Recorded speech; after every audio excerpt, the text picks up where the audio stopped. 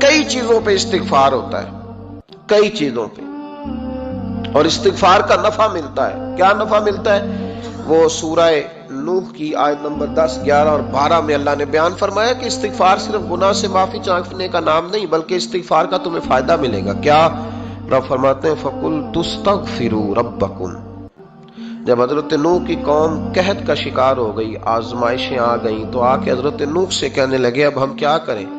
تو کیا کہا حضرت نوح نے؟ فرمایا فَقُلْتُ اسْتَغْفِرُوا رَبَّكُمْ، آپ نے فرمایا اپنے رب سے استغفار کرو، اپنے رب سے۔ انہوں نے قحط کی بات کی، انہوں نے کہا کہ کھیتیاں اجڑ گئی ہیں، بارش نہیں ہو رہی، قحط کی بات کی۔ آپ نے کیا کہا؟ استغفار کرو، کیوں کہ انہو کان غفارا، بے شک اللہ بڑا ہی بخشنے والا۔ وہ کیا کرے گا؟ یرسل السماء علیکم مدرارا، وہ تم پر موسلا دار بارش برسائے گا۔ جب تم استغفار کرو گے تو اللہ موسلا دار بارش برسائے گا، وَيُمْدِدْكُمْ، اور وہ تمہاری مدد کرے گا۔ استغفار کرنے والے کی اللہ کیسے مدد کرے گا؟ بِأَمْوَالٍ وَبَنِينَ، تمہیں مال بھی عطا کرے گا اور بیٹے بھی عطا کرے گا، بارش بھی دے گا استغفار کرنے والے کو، اور مال اور اولاد سے اس کی مدد بھی کرے گا۔ وَيَجْعَلْ لَكُمْ جَنَّةٍ وَيَجْعَلْ لَكُمْ أَنْهَارًا، اللہ تمہیں جنت بھی عطا کرے گا اور تمہیں نہریں بھی عطا فرمائے گا، تمہارے لیے جنت بھی بنائے گا، انہار بھی بنائے گا۔ توبہ کا، استغفار کا تمہیں یہ فائدہ ملے گا۔ ایک استغفار، ہمارے بزرگوں نے وہ لکھا ہے کہ جب انسان کو اللہ نعمتیں دیتا ہے تو پھر رب کا حکم ہے کہ اس پر شکر بھی کرے، نعمتوں پر اللہ کا شکریہ نہ کرنے پر بھی استغفار کرنا چاہیے کہ اللہ تو نے بڑا کچھ دیا تھا پر میں شکر ادا اس پر بھی۔ ہمارا تو اب یہ حال ہے کہ جو ہمارے پاس چیزیں ہیں وہ ہم کہتے ہیں یہ تو میرا حق تھا، لیکن جو نہیں وہ مجھے فٹافٹ ملنی چاہیے۔ مطلب اگر میرے پاس صحت ہے تو اس کو میں اپنا حق سمجھ لیتا ہوں کہ یہ تو میرا، یہ چونکہ ٹھیک ہے جی، یہ تو صحیح ہے، تندرستی ہے یہ تو ٹھیک ہے، لیکن کار کوئی نہیں، وہ ذرا مل جانی چاہیے۔ اولاد تو میرے پاس ہے، وہ تو میرا حق تھا، میرا رائٹ تھا، معاذ اللہ وہ تو ہم نے حق بنا لیا۔ اور میرے پاس بنگلہ کوئی نہیں، وہ مجھے فٹافٹ مل جانا چاہیے۔ بھئی یہ کس طرح تیرا حق تھا؟ کس حساب سے؟ یعنی جو چیزیں ہیں ان کو سنبھالنے کی فکر نہیں ہے، اور جو نہیں ہے ان کے طلب کی فکر لگی ہوئی ہے۔ شکر نعمت کو محفوظ کر دیتا ہے، شکر نعمت کو محفوظ کر دیتا ہے، اور ناشکری نعمت کو لَئِن شَكَرْتُمْ لَأَزِيدَنَّكُمْ وَلَئِن كَفَرْتُمْ إِنَّ عَذَابِي لَشَدِيدٌ۔ اللہ فرماتے ہیں شکر کر، میں تیری نعمتوں میں اضافہ کر دوں، اور ناشکری کرے گا تو عذاب دوں۔ شکر نہیں نہ ہوتا، شکر نہیں ہوتا۔ دیکھیں نا، 100 روپے ابا جی نے دیا ایک بچے کو اور اس کو کہا کہ جا دکان سے کچھ چیز لے آ، تو وہ 100 روپیہ اس نے رستے میں جاتے کہیں پھاڑ دیا یا گوا دیا، تو اب وہ والد سے دوبارہ 100 مانگتا ہے، تو والد کہتا ہے کہ پہلے 100 کا تو نے کیا کیا؟ نہیں سمجھ آئی آپ کو میری بات؟ پہلے 100 کا کیا کیا؟ تو وہ کہے گا جی باپ میرا دل کرتا تھا میں نے پھاڑ دیا۔ جوان بچہ ہے، سمجھدار ہے، 12-14 سال کا ہے، میرا دل کیا تھا میں نے پھاڑ دیا، ختم ہو گئی بات۔ تو ابا نیا 100 دے دے گا؟ سبحان اللہ، کتنے خوش ہو کے آپ کہہ رہے ہیں نہیں دے دینا سو، یہ کیسے ہو سکتا ہے؟ بھائی کروڑ پتی والد بھی ہو تو 100 کا نوٹ دوبارہ دیتا کیوں؟ بیٹا نہیں اس کا؟ پیار نہیں؟ کیوں نہیں دے رہا؟ وہ کہتا تو نے میرے پہلے 100 کی قدر نہیں ڈالی، نیا تجھے کیسے مل جائے؟ تو نے خیال ہی نہیں کیا، تو نے جدوجہد ہی نہیں کی، تو نے۔ حضرت مولا رومی نے مثال دی ہے، جناب رومی فرماتے ہیں کہ بغیر محنت کے لوگوں کو اللہ نے نعمتیں دی ہیں تو انہوں نے شکر ہی نہیں ادا کیا۔ اندھے سے پوچھ آنکھ کی قدر کیا ہے، پوچھ اندھے سے، پوچھ معذور سے کہ ٹانگوں پہ چلنا کتنی بڑی نعمت ہے، کبھی پوچھ اس سے جس کا مکان تو ایک کنال میں ہے پر رونے والا بچہ کوئی بھی نہیں، پوچھ اس سے جس کی جیبیں دولتوں سے بھری ہوئی ہیں پر کوئی نہیں کہتا کہ ابا 10 روپے دینا، پوچھ یہ کتنی بڑی تکلیف ہے۔ حضرت رومی نے لکھا ہے، وہ فرماتے ہیں کہ ایک والد تھا تو اس نے بڑی دولت کمائی تھی، تو اس کا بیٹا بے دریغ ہی اڑاتا رہتا تھا، کبھی ادھر پیسے بھگا دیے، کمائے نہیں تھے نا، محنت نہیں نہ کی تھی، کمائے نہیں تھے۔ والد بڑا سمجھاتا تھا پر سمجھ نہیں آتی تھی۔ ایک دن اس کے ابا کے ذہن میں ایک بات آئی، وہ کہنے لگا بیٹے یار میں کنگال ہو گیا ہوں، اچانک حالات خراب ہو گئے، ایک आना मुझे चाहिए, दवाई खरीदनी है, कहीं से लेके आओ। उसने कहा अब्बा मसला ही कोई नहीं, यार ही बड़े हैं, बहुत सारे लोगों के साथ रात में जाता हूँ रोटी खाने होटल में, कई हैं जो मेरा इंतजार कर रहे होते हैं, फेसबुक वाले और जनाब वो सेल्फी वाले, बड़े सारे हैं जो कहते हैं तेरे बगैर गुजारा ही नहीं, बड़े हैं जो रोज सवेरे उठ के पहले मुझे अस्सलाम वालेकुम का मैसेज करते हैं, फिर उसके बाद किसी और से, बड़े हैं, कोई मसला ही नहीं। एक के पास गया, एक आना चाहिए, उसने दे दिया, ला के अब्बा को दिया। तो अब्बा घर के अंदर जो अमीर लोग होते थे घर में कुआं खुदवा लेते थे, अब्बा कुएं के किनारे बैठा था, जब बेटे ने आना ला के रखा तो उसने पानी में फेंक दिया। अगली सुबह फिर कहा बेटे एक आने की जरूरत है, दवा खरीदनी है। उसने कहा मिल जाएगा। 2 4 5 दोस्त अभी हैं बड़े मालदार, उनसे जाके कहा, एक से आना लाया, अब्बे ने फिर फेंक दिया, तीसरे दिन भी फेंक दिया, चौथे दिन भी, यार अब खत्म हो गए। कुछ आहिस्ता आहिस्ता दोस्तों को पता चल गया कि कंगाल हो गया है, खबर फैल जाती है ना, अब भूखा हो गया। अब आहिस्ता आहिस्ता मोबाइल बंद होने लगे, आहिस्ता आहिस्ता जो है वो नंबर ब्लॉक होने लगा, हालात बिगड़ गए। अब जब उसे पता था कि यार तो अब दरवाजा खटखटाता हूं तो कहते हैं कि उसे कह दो मैं घर नहीं, अब्बा ने तो आना मांगना है और मैं बेदरेग दौलत अब्बा की उड़ाता रहूं, अब ये भी नहीं कह सकता कि मुझे देता कोई नहीं। शहर से बाहर निकल गया, सारा दिन मजदूरी की, जद्दोजहद की, कभी काम किया नहीं था, हाथों पे छाले पड़ गए। बड़ा मुश्किल होता है जिन लोगों ने काम ना किया होने करना पड़ जाए तो। तकलीफ का शिकार होके एक आना कमाया, शाम को लाके वालिद की हथेली पे रखा तो उसने फेंका ना जब कुएं में तो चीख पड़ा, कहने लगा अब्बा जी आप सियाने ब्याने बंदे हैं, रोज पैसे ला के देता हूँ, कुएं में फेंक देते हो, कोई करने वाली बात करो, नहीं दवाई खानी तो ना खाओ, लाया क्यों करते। बेटे को बाप ने थपकी दे के बिठा लिया, उसने कहा बेटा मैंने पहले दिन तो नहीं फेंका, तो 7वां दिन है, मैं रोज फेंकता हूं, आज तेरी चीखें क्यों निकली। कहने लगा अब्बा पहले उधार के थे, आज मजदूरी के हैं। नहीं समझ आई बात, पहले बोलिए और आज मेरी मेहनत है, मजदूरी है, जद्दोजहद है। तो वालिद कहने लगा बेटे यही मैं तुझे समझाना चाहता था, वो मेरे भी मेहनत के हैं जो तुझ रोज यारों को खिलाता है, वो मैंने बड़ी जद्दोजहद से जमा की है, मैं कंगाल नहीं हुआ, सिर्फ तुझे समझाना था। ओ भाई ये आंखें तेरी मेहनत की नहीं ना, इसलिए तू शुक्र नहीं अदा करता, ये वजूद, ये टांगे, ये शऊर, ये तेरी जद्दोजहद का नहीं, जो अकल की दौलत अल्लाह ने दी है ना, ये तेरी मेहनत की नहीं। अगर मेहनत की होती तो तू सजदे में पड़ा रहता, तू ख्याल करता।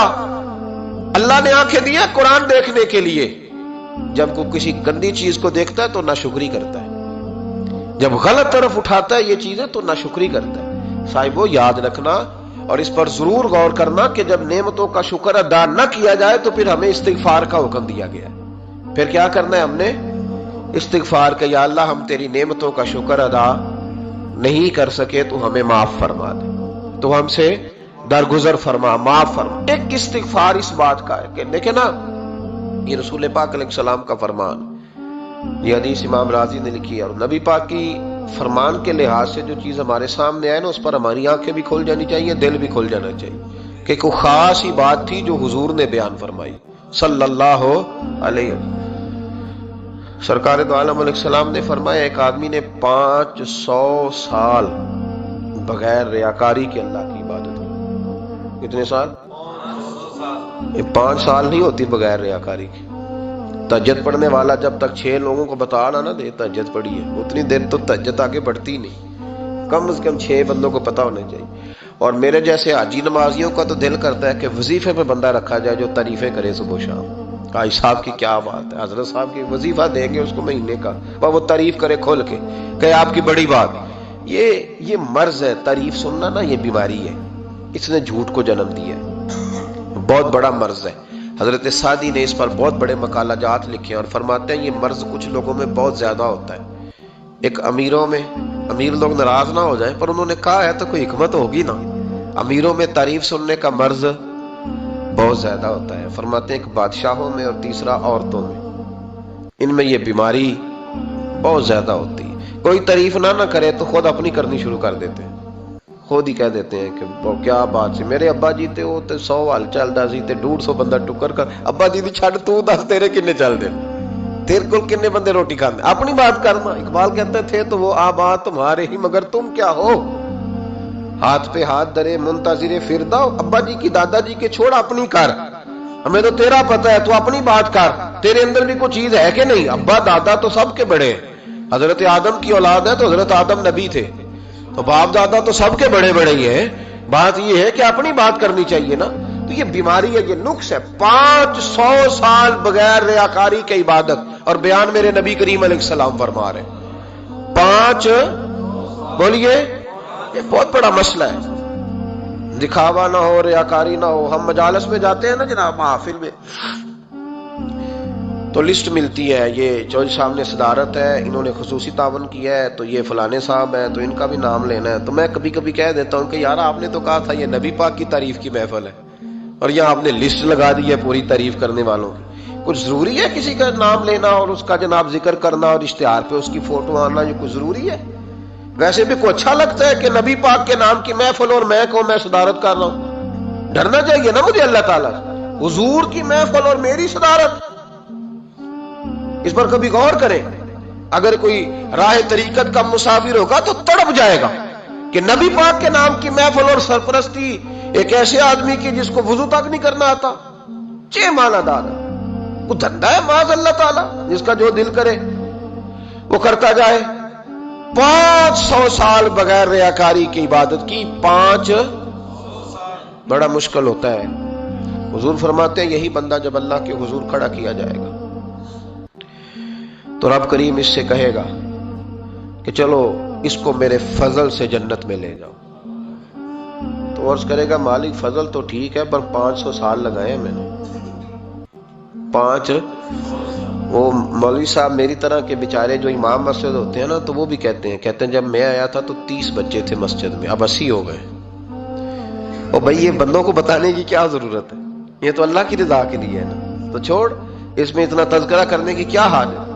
500 سال جس نے لگائے، بول پڑا یا اللہ 500 سال لگائے اور تو کہتا ہے کہ اس کو میرے فضل سے لے جاؤ، تو رب کریم نے فرمایا چلو کوئی نہیں، پھر انصاف کر لیتے ہیں، الٹی آنکھ کی روشنی نکال کے ترازو کے ایک پلڑے میں رکھو اور 500 سال کی بغیر ریاکاری کی عبادت دوسرے پلڑے میں رکھو۔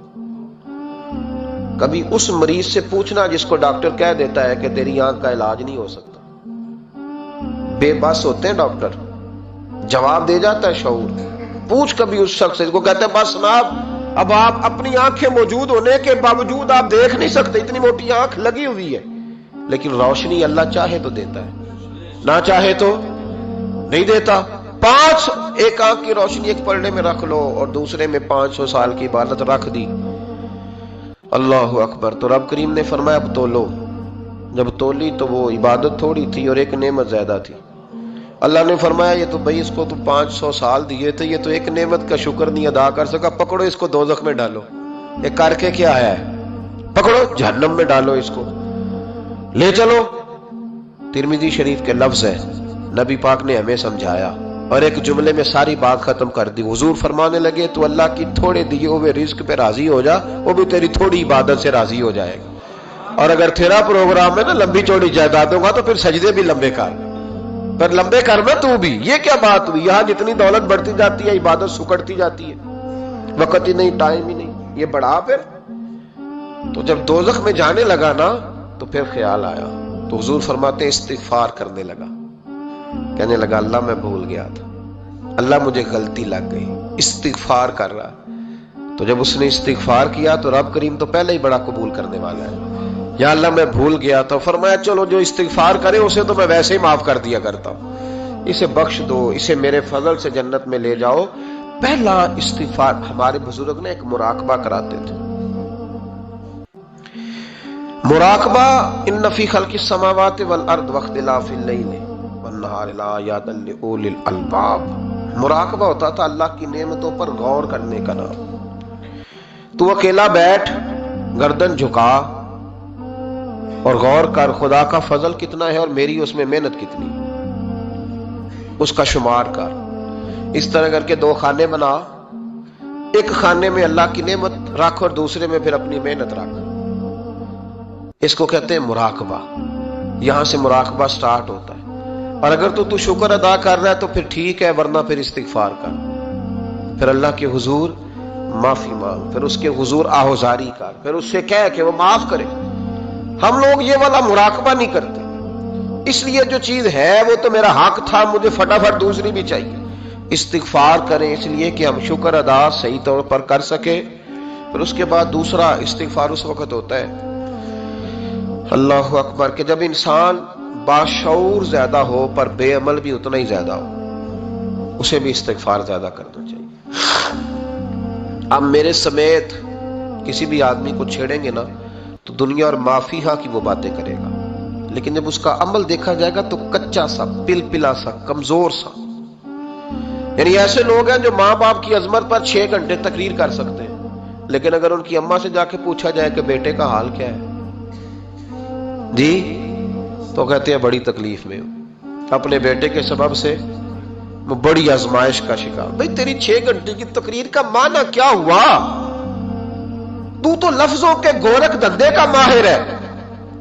لفظوں میں ادھر گیا ہوا تھا بڑی دور پنجاب کے ایک شہر میں، تو ایک صاحب مجھے کہنے لگے کہ میری 21ویں سالانہ محفل ہے۔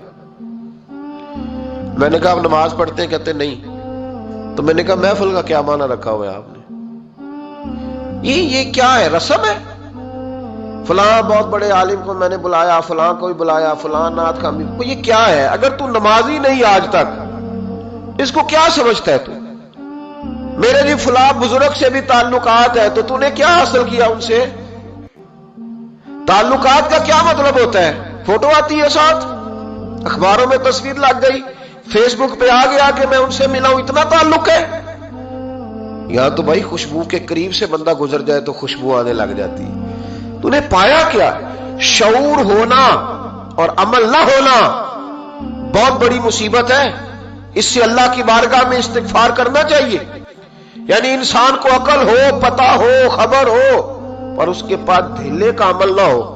اس کو 3400 حدیث آتی ہو کہ نماز نہ پڑھنے والے کی سزا یہ ہے، پھر بھی نہ پڑھے تو سزا ہے کہ نہیں اللہ کی طرف سے؟ حضرت رومی رحمت اللہ علیہ فرمایا کرتے تھے بہت سارے بندوں کو اللہ سارا کچھ دیتا ہے، مسجد آنے کی توفیق نہیں دیتا۔ معنی یہ ہے کہ اللہ ان سے ناراض ہے۔ وہ کہتے ہیں کہ میں بڑا سمارٹ ہوں۔ تو عقل ہونا اور عمل نہ ہونا، اس پر بھی استغفار کرنا چاہیے۔ شعور ہو اور انسان کو عمل کی توفیق۔ یار ساری زندگی گورکھ دھندے میں گزر گئی لوگوں کی، لفظوں کے بڑے ماہر رہے، اور میں ایسے لوگوں کو دیکھتا ہوں تقریریں 6 گھنٹے کی، او ہو 9 گھنٹے کی تقریریں سنتے بیٹھتے ہیں مجالس میں، نماز کا وقت آتا تو مصیبت بن جاتی، بھاگتے جان چھڑاتے، مسجد کی حاضری 20 منٹ کی بھی صحیح نہیں دے سکتے۔ کیا ہے یہ کیوں بوجھ بن گیا تیرے اوپر؟ غور کر، ڈر اللہ سے۔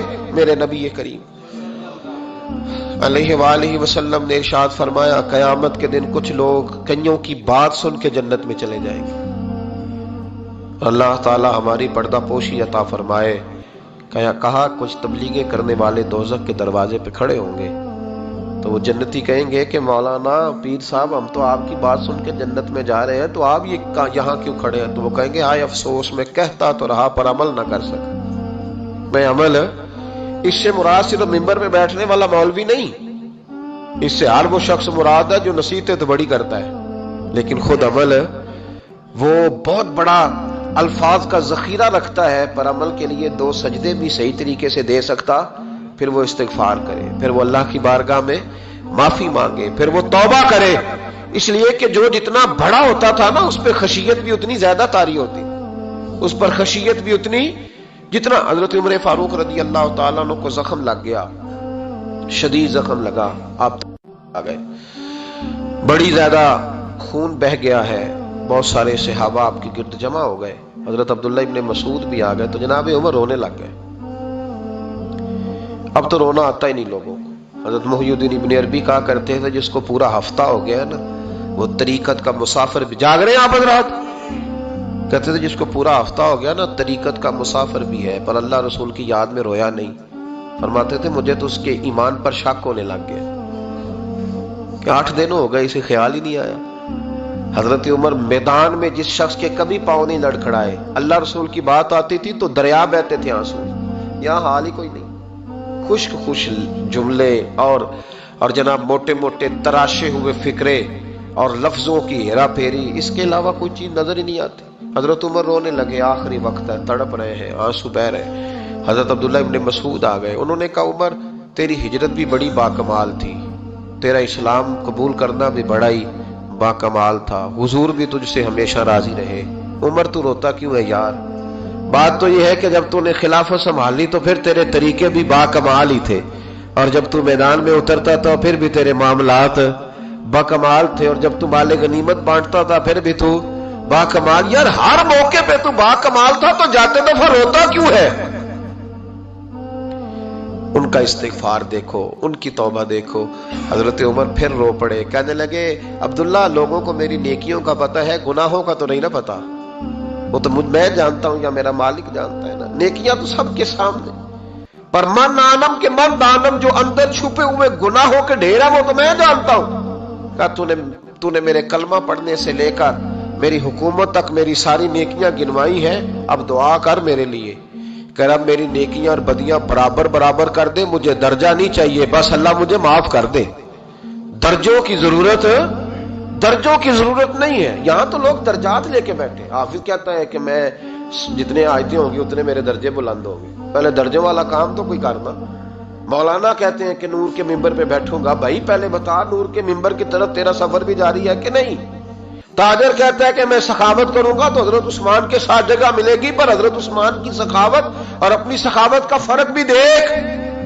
مجاہد کہتا ہے کہ میں نبی پاک کے جہاد والے صحابہ کی پشت پہ رہوں گا تو پہلے اپنے کام تو دیکھ، اور جب ساری باتیں سمجھ میں نہ آئے تو پھر اللہ کی بارگاہ میں استغفار کر، پھر بیٹھ۔ بڑے لوگ استغفار کرتے، معافی چاہتے، اور یہ استغفار پھر اتنا کرم کرتا، اتنی آسانی کرتا، اس قدر بہتری کرتا کہ وہ مانگ تو اپنے گناہوں کی معافی رہے ہوتے تھے اور اللہ رحمتوں کے دروازے کھول دیتا تھا، اللہ ان پر کرم کے دروازے۔ حضرت امام حسن کے پاس ایک شخص آیا، حضرت امیر معاویہ بھی بیٹھے تھے، تو اس نے امام حسن سے آ کے کہا کہ حضور اولاد نہیں ہے، کوئی دعا کر دے۔ توجہ ہے میری بات پر؟ اب بھی لوگ پیروں کے پاس آتے ہیں نا ماشاءاللہ سے، اللہ خیر فرمائے، تو پیر صاحب اگر وظیفہ بتائیں تو وظیفہ چونکہ پڑھنا پڑتا ہے وہ کام مشکل ہے، زیادہ تعویذ تو پیروں نے بھی اب ماشاءاللہ بڑی ترقی کر لی، انہوں نے بھی تعویذ چھپوا کے رکھ لی ہے۔ کون لکھے اتنے تعویذ، جو کہ ہر مرید کو تو تعویذ چاہیے، انہوں نے نا جی تعویذ پکے چھپوا لیے، کچھ نے مورے بنوا لی ہیں۔ دیکھتا رہتا ہوں، میرا شعبہ ہے نا، میں دیکھتا رہتا ہوں کہ مور لگائی، اس کو باندھا، اللہ خیر کرے۔ تو اب وہ نفسیاتی معاملہ ہے، ظاہر ہے 100 بندہ تعویذ لے کے گیا تو 1.5 کو تو فرق پڑے گا ہی نا بیچ میں سے، تو جس کو فرق پڑ گیا اس کا فیس بک پہ دے دیا کہ یہ میری کرامت ہے جی، تو جس کا نہ پڑا جی جڑے محرم راز حقیقت دے او تے راز حقیقت کھول دے ہی نہیں، اے جنہ ویکھیا نہیں او کرن گلاں، جنہ ویکھ لیا او تے بول دے ہی نہیں۔ ہمارے ایک حضرت تھے تو ان کے پاس ہم بیٹھے تھے، نیک آدمی، تو تعویذ دیا تو مرید کہنے لگا حضور دوبارہ کب آؤں؟ کہنے لگے فرق پڑ گیا تو آ جانا، نہیں تو کہیں اور چلے جانا۔ اس لیے کہ شیخ عبدالعزیز دباغ رحمت اللہ علیہ کے ایک مرید نے کہیں تنقید کر دی تھوڑی سی، یہ لفظ بس نا بہت بڑے ہیں، ان کی میں تشریح نہیں کروں گا، جتنے جملے اتنی بات کر کے بیت جاؤں گا، ان کی تشریح نہیں ہو سکتی، یہ ان کی توضیح نہیں ہو سکتی، کچھ تفصیل نہیں ان کی ہو سکتی، یہ جملے بڑے، میں کوئی تشریح نہیں کروں گا۔ اس نے کہا کہ حضور فلاں فلاں فلاں فلاں جگہ مجھے پریشانی ہے آپ کے حوالے سے، تو آپ فرمانے لگے میں نے کون سا باندھا ہوا ہے، نہیں سمجھ میں بات آتی تو کہیں اور چلا جا، باندھ کے رکھا نہیں، دروازے کھلے ہوئے کہیں اور چلا جا، ختم ہو گئی بات۔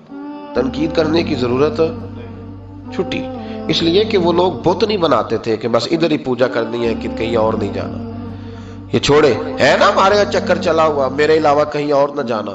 شیخ عبدالوہاب شرونی فرمایا کرتے تھے یہ تو نقص ہے تیرے اندر کا، یہ تو تیرے اندر کا نقص ہے، اگر تو قابل ہوتا تو کہتا جا سنگیا سارا زمانہ دیکھا، اگر کوئی میرے جیسا ملا تو چلا جانا، اور اگر میری طرح کا نہ ملا تو پھر کہیں اور جا دیکھا سارا۔ وہ بھائیوں کیا چکر ہے، وظائف لوگ پوچھتے تھے تو ان پہ عمل کرتے تھے، وہ چیزیں فائدہ دیتی۔ حضرت امام حسن سے آ کے وظیفہ پوچھا، اس شخص نے کہا حضور اولاد کوئی نہیں تو وظیفہ بتائے، تو آپ نے فرمایا استغفار پڑھا کر، کیا کر؟ اس نے کہا ٹھیک ہے، تو حضور پھر میں دوبارہ کب آؤں؟ تو امام حسن کہنے لگے بے اولاد ہے نا تو، استغفار کا وظیفہ بتایا نا؟ کہا ہاں۔ فرمانے لگے اب اس وقت آنا جب اللہ تجھے 10 بیٹے عطا کرے گا۔ کتنے؟ 2 4 نہیں، 10 ہی کہہ دیے۔ تو حضرت امیر معاویہ رضی اللہ تعالیٰ دیکھا، کہنے لگے حسن اتنا بڑا دعویٰ، آپ فرمانے لگے میں نے کہہ دیا نا تو اللہ فضل کرے گا، ہاں ہاں اللہ خیر کرے گا، خیر ہو جائے گی۔ وہ شخص کئی سالوں کے بعد آیا، کئی سالوں کے بعد، تو حضرت امیر معاویہ کو بھی ساتھ لایا، کہنے لگا حضور اللہ کے فضل سے اللہ نے 10 بیٹے عطا فرمائے، پورے 10 ہی اللہ نے دیے۔ تو حضرت امیر معاویہ کہنے لگے جناب بات تو آپ کی سچی ہو گئی، پر مجھے بھی بتائیں یہ وظیفہ کہاں سے لیا؟ فرمانے لگے قرآن پاک سے، سورہ نوح کی 10، 11، 12 آیت پڑھو، اللہ فرماتے ہیں تم استغفار پڑھو، میں تمہاری بیٹوں سے بھی مدد کروں گا، مالوں سے بھی مدد کروں گا۔ تو میں نے استغفار بتائی تھی اور قرآن میرے اللہ کا ہے، رب کا وعدہ جھوٹا ہو سکتا؟ فرمایا 10 بیٹے ملنے تھے، میں نے کہہ جو دیا تھا۔ وہ میرے بھائیوں یاد رکھیں، استغفار اللہ کی رحمت نازل کر۔ ایک ہوتا ہے خوف، ایک ہوتی ہے خشیت۔ خوف والے لوگ توبہ کرتے ہیں، خشیت والے استغفار کرتے ہیں۔ ایک ہوتا ہے خوف، ایک ہوتی ہے خشیت والے استغفار کرتے ہیں۔ نبی کریم علیہ السلام نے فرمایا میں دن میں 100 مرتبہ استغفار کرتا ہوں، دن میں۔ توبہ والا کہتا ہے کہ میں بھول گیا تھا، مجھے معافی مل جائے، اور خشیت والا کہتا ہے میرا یار ناراض نہ ہو جائے، وہ استغفار ہی کرتا رہتا ہے، وہ معافی مانگ۔ حضرت رومی نے مثال دی ہے، فرماتے ایک عورت تھی تو بھیک مانگا کرتی تھی، ایک دن بادشاہ کے دروازے پہ بھیک مانگنے گئی تو بادشاہ کو پسند آ گئی، اس نے نکاح کر لیا۔ 20 کنیزائیں اس بی بی کے پاس تھی خدمت کرنے کے لیے، روٹی دینے کے لیے، کپڑا دینے کے لیے، لیکن وہ ہر وقت روتی رہتی تھی، ہر وقت روتی۔ ایک سمجھدار کنیز کہنے لگی کہ ملکہ اب تیرا درجہ بہت بڑا ہے، تو ہر وقت روتی رہتی ہے، معافیاں ہی مانگتی رہتی ہے ہر وقت، کون سی ایسی نعمت ہے جو تیرے پاس نہیں؟ تو وہ کہنے لگی اس لیے تو روتی ہوں۔ کیا مانا؟ کہنے لگی اس لیے روتی ہوں کہ میں اس قابل نہیں تھی جو مجھے مل گیا، کہیں میرے سر کا سائیں ناراض نہ ہو جائے، وہ کہیں بگڑ نہ جائے، مجھے پتا ہے کہ میں کیا تھی اور مجھے کہاں تک پہنچا دیا، میں روتی اس لیے ہوں کہ کبھی کہیں وہ ناراض۔ حضرت عمر اس لیے روتے تھے کہ کہیں مصطفیٰ ناراض نہ ہو جائے، حضرت ابو بکر اس لیے تڑپتے تھے کہ کہیں اللہ کا فضل روٹھ نہ جائے۔ یہ جو مولا علی اپنے کمرے میں بیٹھ کے زور زور سے استغفار پڑھتے تو اس لیے نہیں کہ بڑے پاپ تھے جن کی معاذ اللہ معافی مانگتے تھے، اس لیے کہ رب رسول کہیں ناراض نہ ہو۔ خشیت تھی کہ جہاں ہم پہنچے ہوئے کہیں وہاں سے واپس۔ استغفار بندے کی اللہ سے صلح کرا دیتا ہے، بندے کی رب سے صلح ہو جاتی ہے جب استغفار۔ دیکھیں نا بڑی سادی سی بات ہے کہ 2 بھائی ناراض ہوں تو بڑا کہتا ہے اس نے میری بے ادبی بڑی کی، تو چھوٹا اگر پاس آ جائے اور پیر پکڑ لے کہ چل یار معاف کر دے، تیرا بھائی نہیں۔ پتہ کیا ہوتا ہے؟ صرف معافی نہیں ملتی، ہاں صرف معافی نہیں، چھوٹے نے بے ادبی کر دی، بڑے کو تکلیف ہوئی، بات جب آگے بڑھی نا تو بڑے نے شکوہ کیا، جب لوگوں نے چھوٹے کو سمجھایا تو چھوٹا جب معافی مانگتا، ادھر دیکھو میری طرف، جب چھوٹا معافی مانگتا ہے نا اٹھ کے جاتا ہے اور بڑے کے پیر پکڑتا ہے تو میرا معاف نہیں کرتا، بڑا رو بھی پڑتا ہے، بڑا رو بھی پڑتا ہے، اور وہ کہتا ہے کہ وہ میں اور تم اماں کے پاس اکٹھے بیٹھتے، ایک باپ کی موٹر سائیکل پہ اکٹھے بیٹھتے، تو تیرا اور میرا رشتہ یار تو نے یہ کیوں؟ وہ جو آنسو نکلتے ہیں نا وہ درد ہوتا ہے، وہ کیف ہوتا ہے، وہ سوز ہوتا ہے، وہ لذت ہوتی ہے، وہ پیار ہوتا ہے۔ رب کہتا ہے تو معافی مانگ، انہو کان غفارا، تو معافی مانگ، میں تجھے معاف بھی کروں گا، تیرے اوپر رحمت بھی فرماؤں گا، تیرے اوپر کرم نوازی بھی کروں گا، تجھے نواز دوں گا، تجھے عطا کروں گا۔ حضرت موسیٰ کلیم اللہ علیہ السلام کا زمانہ مبارکہ تھا، قحط پڑ گیا، بارش نہیں ہوتی۔ ہم لوگ نا اب تو خیر ہمارے پاکستان میں تو ٹیبل ٹاک ہوتی ہے، ٹاک شو ہوتے ہیں، ہمارے ہاں تو پتہ کیا جاتا ہے کہ بارش ہو کیوں نہیں رہی، پھر اس پہ یہ ہوتا ہے کہ دھواں بڑا چڑھ گیا ہے، حالات بڑے خراب ہیں، فلاں ایسے ہو گیا، قحط کا۔ ہم تو اسباب تلاش کرتے رہتے ہیں نا جی، فوگ بہت زیادہ ہے، فلاں چیز ایسے ہے، فلاں چیز ایسے ہے، ہم تو یہ تلاش کرتے رہتے ہیں۔ وہ لوگ یوں نہیں کرتے تھے، وہ سیدھے جا کے مصلوں پہ بیٹھتے تھے، اس لیے کہ وہ کہتے تھے جب رب چاہتا ہے تو پھر کوئی چیز کسی چیز کو روک سکتی، وہ سیدھے مصلے پہ بیٹھتے۔ اعلیٰ حضرت فاضل بریلوی رحمۃ اللہ علیہ کے پاس ایک مولانا محمد حسین آئے، وہ فلکیات کے بڑے ماہر تھے، تو اعلیٰ حضرت نے فرمایا ذرا ستاروں کا حساب لگا کے دکھاؤ بارش کب ہوگی؟ کہنے لگا پورا مہینہ تو نہیں ہوگی، تو اعلیٰ حضرت رحمت اللہ علیہ فرمانے لگے کہو کہ میرا علم کہتا ہے مہینہ نہیں ہوگی، اللہ چاہے تو ابھی ہو سکتی ہے۔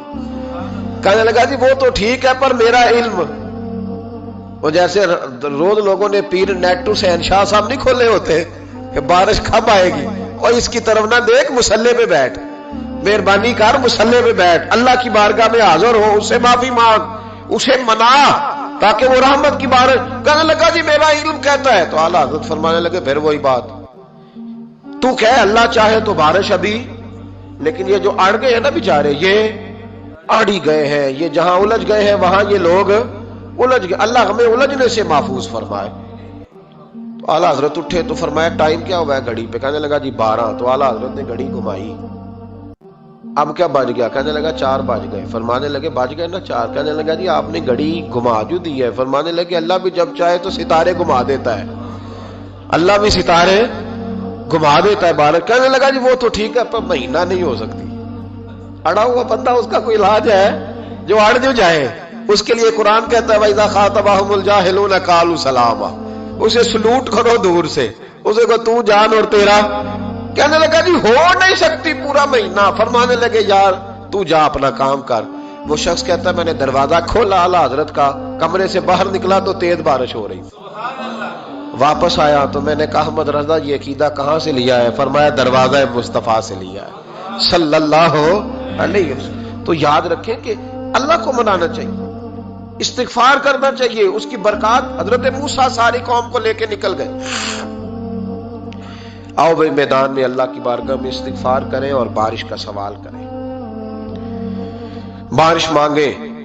جب باہر نکلے دیر تک دعائیں ہوتی رہیں تو حضرت موسیٰ علیہ السلام کو رب کریم نے وحی فرمائی کہ موسیٰ آپ کی قوم میں نے ایک شخص ہے جس کو 40 سال ہو گئے نافرمانی کرتے، اس نے رب سے صلح نہیں کی۔ کتنے لوگ ہیں؟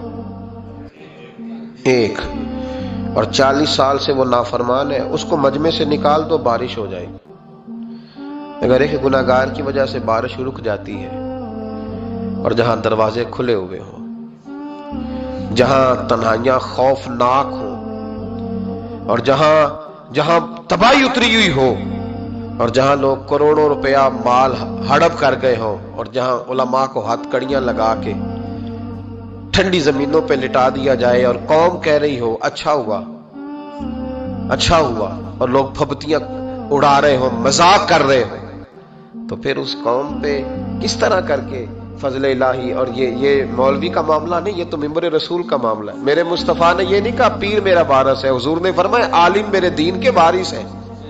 ہاں حضور نے فرمایا جس نے عالم کے چہرے کا دیدار کیا سمجھے میں نے اپنے نبی کی زیارت کی ہے۔ لیکن یہاں تو خیر یہ عنوان نہیں، ورنہ میں اس پر جاتا ہے۔ تو کہا ایک بندہ ہے 40 سال سے اللہ کی نافرمانی کر رہا ہے، وہ اگر نکل جائے تو بارش ہو جائے گی۔ حضرت موسیٰ نے اعلان کر دیا بھی ایک شخص ہے، وہ اگر نکل جائے تو بارش ہو جائے گی۔ پتہ تو ہوتا ہے نا سب کو، مجھے بھی پتہ ہے کہ میں اندر سے کیسا ہوں، اور آپ کو بھی خبر تو ہوتی ہے نا جی۔ جب بات ہو رہی ہوتی ہے تو پھر پتہ تو چلتا ہے نا کہ بات کہاں جا کے سیٹ ہو رہی ہے، پتہ چلتا ہے نا۔ اسے بھی چل گیا پتہ، اب اندر ہی اندر رونے لگا۔ اور دیکھو امام رازی اور امام غزالی دونوں نے لکھا ہے کہ اس درد سے رویا، اس درد سے کہ ادھر والے کو بھی پتہ نہ چل جائے، مجمع کے اندر کھڑا ہے اور ادھر والے کو بھی استغفار، دیکھو ادھر والے کو بھی پتہ نہ چل جائے اور ادھر والے کو بھی کہیں ہجوم میں غم میں بھی توہین نے ضبط غم نہ ہوئی۔ ہم اس احتیاط سے روئے کہ آنکھ نم نہ ہوئی، ہجوم میں غم میں بھی توہین نے ضبط غم نہ ہوئی۔ ہم اس احتیاط سے روئے کہ آنکھ نم نہ ہوئی، روئے بھی پر کسی کو آنسو نہیں دیکھنے دیے۔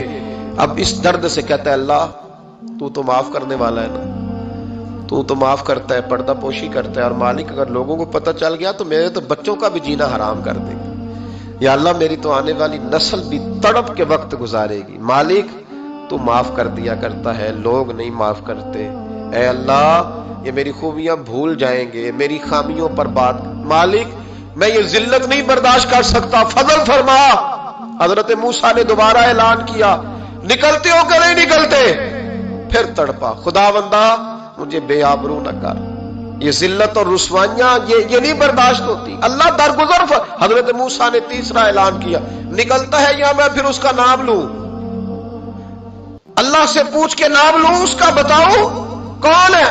अब तो तड़प गया, कहने लगा मालिक मैं तेरी बारगाह में इस्तिगफार करता हूं, आइंदा नहीं करता, आइंदा नहीं करता।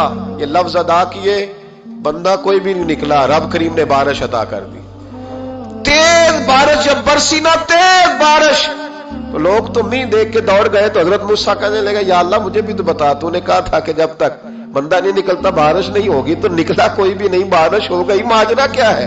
तो रब करीम ने फरमाया मूसा बस उसने मुझसे सुलह कर ली, उसने मुझसे सुलह कर ली। और इमाम गजाली ने लफ्ज लिखे, हजरत मूसा ने पूछा, हालांकि अल्लाह अपने नबियों को गैब के खजाने देता है, पूछा कि अल्लाह मुझे उसका नाम बता दे। तो रब करीम ने फरमाया मूसा जब गुनाहगार था तब नहीं किसी को बताया, जब पापी था तब नहीं बताया, जब मुजरिम था तब नहीं बताया, अब कैसे बता दूं? फरमाया उसकी मेरी सुलह हो गई है। और फरमाया जो बारिश नहीं ना हो रही थी वो भी उसकी वजह से नहीं हो रही थी, अब जो हुई है ना तो ये भी उसी की वजह से हुई है।